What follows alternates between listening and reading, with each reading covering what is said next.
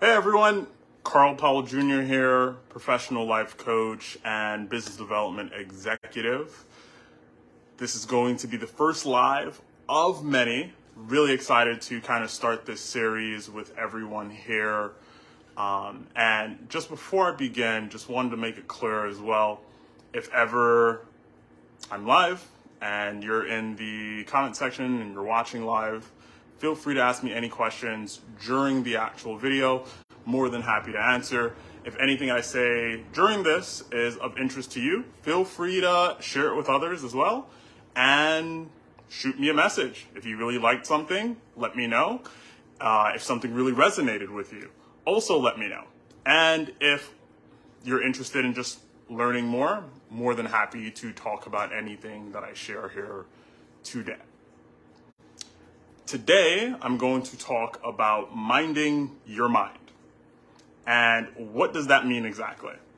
I had shared earlier this week that we have somewhere between 10,000 and 70,000 thoughts on a given day, and about 80% of those thoughts are usually negative. This is something that tends to afflict all of us. Just got out the shower, that's why I'm dripping wet right now. But this is something that afflicts pretty much all of us. At any moment in the day or any moment during our lives, we will be faced with some negative self-talk or anything that is just generally negative. It might be a projection in the future, our anxiety. It can be trauma. It can be anything like that that really just sucks us away from the actual moment and really places our emphasis elsewhere. So I'm going to talk a little bit about that. And of course, I'm going to talk about some of the strategies to overcome that as well. In my earlier post, I had shared an experience. I was filling out an application for something, and I had to put in how old I was. You know, you go through, you fill out this field, you share that you were born in X, Y, and Z date and how old you are. On this form, I had to share my age, which I'm 28. But I was recently 28, so it took some time for me to actually remember how old I was. Because in my mind, I'm still 27. Shoot, in my mind, I'm still 19, frankly. And as I was going through that and really looking at my age and thinking about that, the first thought that came to my mind was, oh my gosh, I'm 28 and I've accomplished nothing. Now, this of course is furthest from the truth. I've accomplished a good amount. Even in just this year alone, I've accomplished a good deal. Whether that was launching my own business or winning my first strongman competition of the year. And meeting amazing people. So I've had a number of successes that clearly says otherwise. However, I still shared that. I saw I had one person join in. Hi, how are you? But still, that thought came to my mind. That thought still surfaced.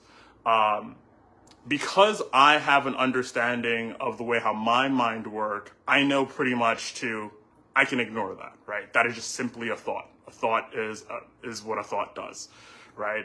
My thoughts do not define me. But it took a while to get to that point to acknowledge that my thoughts, in fact, do not define me. I am not my thoughts, right? And whenever I'm able to acknowledge that, that opens up a number of doors for myself, right? Because if I believe I am my thoughts, that means everything, that 80% of negativity, if I identify with those things, it will hinder my own growth and I will always pretty much be in my own way, right? So the first stage is to, one, acknowledge you are not your thoughts. And it took me some time to get there, but I eventually did.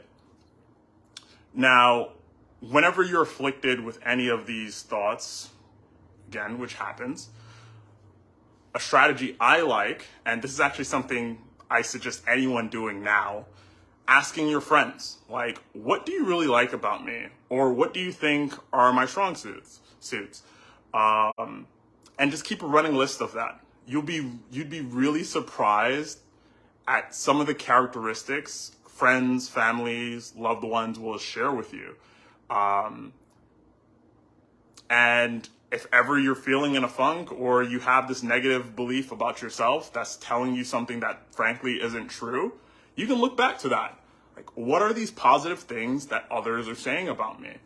And, you know, you really get to like experience that joy of whenever someone shared something lovely about you. And that serves to relinquish the power that some of our thoughts have over us. And I think that's really powerful as well. The second thing is, I already said this, but just acknowledge that you're not your thoughts.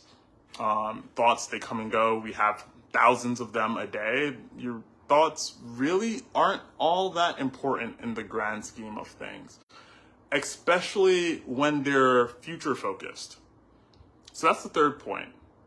Acknowledge when you're focused on the future and not on the present. Whenever we are projecting ourselves into the future, which is pretty much the definition of anxiety, it doesn't serve us well. It takes us away from the present, and some of our own internal power also diminishes as a result of that, right? So here's an example of how this can work out. I have this negative thought about myself that really has me thinking about the future. Let's just say I have a random thought, I am no good, or something along the lines of, I'm not enough, or possibly, wow, this is really not going to work out. I'm trying this over and over again and it just doesn't work. Whatever it is in your mind. If you're really thinking about that future, then it's distracting you from thinking about what is it that I need to do now to accomplish my goals, right? And whenever we're in that space, we lose some of our power, unfortunately. And it has this way of making us almost spiral. Anxiety has this kind of cyclical nature sometimes where it just spirals out of control. The longer you feed it, the longer you fan that flame, just the bigger it becomes, right? But an easy way to break that is to focus on the present, focus on what is true, and focus on the now. And that would look like grounding yourself, for example. What am I feeling within my body now? Like, what are the five senses? What are the five senses, right? Really dive into this present moment and exactly what it is that you are feeling right now. And I can't promise it will make anxiety disappear. It might, but it at least on the very light end of things, it at least makes it more manageable. So that's all I really wanted to share with you all today. I'm going to make more of these. I'm not quite sure if they're going to be short form like this or if they're going to be long form, but I invite you to join me on this journey as I continue this little series of my own. And if anything of interest came up for you, if there were any thoughts that came up for you, feel free to share them with me. And if you want to talk further, let me know. I'm always happy to talk further, and my door is always open. Have a lovely one and have a good weekend.